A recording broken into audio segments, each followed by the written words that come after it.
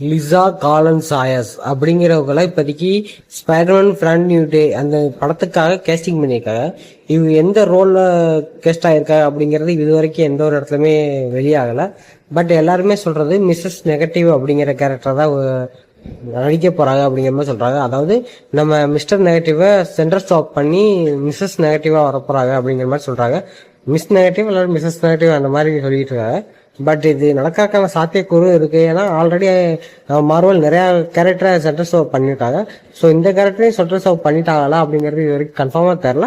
But இப்போதைக்கு இந்த ஆக்ட்ரஸை இப்போ அதுக்காக தான் கேஸ்ட் பண்ணியிருக்காங்க. இவங்க தான் நம்ம ஸ்பைடர்மேன் பிராண்ட் நியூ டேவோட ஒரு மெயினான வில்லை அப்படிங்கிற மாதிரி சொல்லியிருக்காங்க. பட் மெயினான வில்லியாக இருந்தாலும் இது பேட்டில் வேர்ல்டு நடக்கிற ஒரு விஷயமா தான் இருக்கும் நான் நம்புகிறேன்.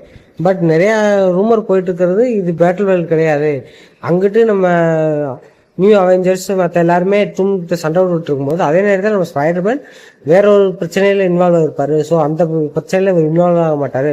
ஸோ டூம் ஸ்டைலே இவர் இருக்க மாட்டாரு அப்படிங்கிற ரூமர் நிறையா போயிட்டு இருக்கு. காரணம் அவரோட கேஸ்டிங் இது வரைக்கும் டூம் ஸ்டைல இல்லைங்கிறனால தான்.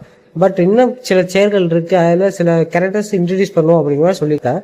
ஸோ அதில் ஸ்பைடர்மேன் இருக்கிறதுக்கான வாய்ப்பு இருக்குன்னு தான் நான் நம்புறேன். பட் எந்த மாதிரி அமைய போகுது, இவங்க எந்த கேரக்டர்ல வரப்போறாங்க அப்படிங்கிறத நம்ம கொஞ்சம் வெயிட் பண்ணி பார்த்துக்கலாம். இவங்க எந்த கேரக்டர்ல வரப்போறாங்க அப்படிங்கிறது தெரிஞ்சுதான் கீழே கமெண்ட் பண்ணிட்டு போங்க, நானும் தெரிஞ்சுக்கிறேன். நம்ம அடுத்த வீடியோவில் பார்க்கலாம். பாய்.